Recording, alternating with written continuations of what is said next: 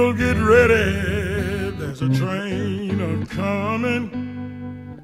You don't need no baggage, you just get on. The wound was about 5 millimeters or a quarter inch across, the size of a pencil, right at the throat, at the Adam's apple. That wound, Dr. Perry made a tracheotomy through. Lifton claims he was told by the Dallas doctor who made the tracheotomy that his incision through the neck wound was smooth and less than half the width described by Dr. Humes, the autopsy doctor. More significantly, he describes it as having widely gaping irregular edges. So the inconsistency here is that we have a widening of a wound, which in Dallas was thought to be a bullet's entry. At Bethesda, in the autopsy report, their conclusion is that this is the exit for a bullet, which entered from behind. The records on Kennedy's head wound, the one that killed him, also seem to be inconsistent, both in terms of size and location. 6 of the Dallas doctors, including the neurosurgeon who pronounced Kennedy dead, said the cerebellum was visible through the hole in the skull. But according to the autopsy, the wound was not at the bottom and back of his head, where the cerebellum is located. In fact, in this drawing, we see only a small entry wound at this location. The drawing, based on an autopsy photo of the back of Kennedy's head, was made public by Congress and seems inconsistent with this drawing showing the size and location of what critics point out looks like a large exit wound. The drawing was approved by Dr. McClellan, one of the attending physicians in Dallas. Based on the absence of any evidence coming from the Dallas end of the line that there were rear entries on the body, I conclude that President Kennedy was shot from the front. This document led Lifton to conclude the wounds had been altered. It's a report written by 2 FBI agents who attended the autopsy. Their report states it was apparent that surgery of the head area was done before the autopsy started. Had surgery been done in Dallas? No, there was no surgery done on the president's head. The president was only treated in the trauma room, in the emergency room. This autopsy sketch done in Bethesda shows the head wound almost 5 times larger than the description given by a doctor in the Dallas medical team, further evidence to Lifton of an altered wound. If the wound was altered, Lifton believes it was to get access to Kennedy's brain. The brain had the bullets. That's the reason for getting access to the brain. The reason for altering the body is that the body is a diagram of the shooting, and it's the most important evidence in the case. I infer the purpose of doing it from the effect it has. Someone wants to make it appear in the evidence that President Kennedy was struck twice from behind from the direction of the school book depository building, and to obliterate any evidence of frontal entry. That's my opinion about what these facts mean.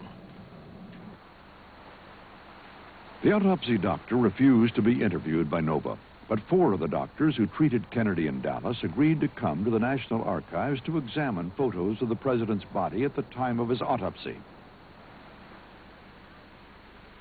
Perhaps they could corroborate or disprove Lifton's explosive claims of altered wounds. Would their recollection of the wounds match the photos they would be seeing for the first time? Let me show you, to my best recollection, what the wound looked like to me that day in Trauma Room 1. Before each doctor looked at the photos, he described the wounds he had seen back in 1963. I could see the president's head wound quite well, and I was probably looking into a wound that was on the lateral or the side part of the head and the back part of the head. It would be this portion of the head right here. As I remember, it's like this, that there was a big wound, big deficit in his skull and the temporal parietal area. Would you come in, please? The examination of the 52 color and black and white autopsy photos by the doctors for Nova was unprecedented. Special permission had to be obtained from the Kennedy family to arrange this. Cameras were barred from the room in which the doctors looked at the pictures. Each took as much time as he felt necessary to examine them, from 30 minutes to a full hour.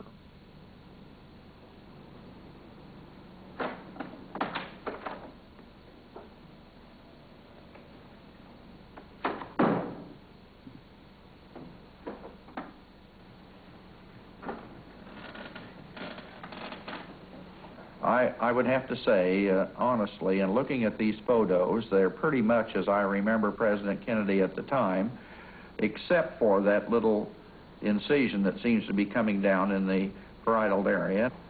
On looking at the photographs, I could envision that an incision might have been made in order to pull the scalp back to expose this bone to make a photograph of that area.